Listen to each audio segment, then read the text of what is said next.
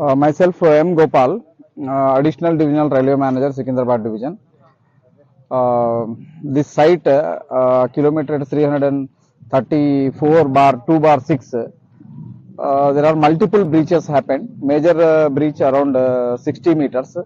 Depth is around 6 to 8 feet. And there are other multiple breaches at the same location. We have already attended.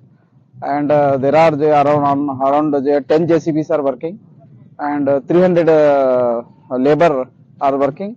So we are expecting to restore this tract by tomorrow afternoon at this location. This is the station between Talapusalpalli and Mahabad.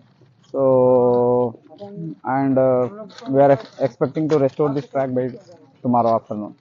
And there are many machines are working, and all the resources are available with us.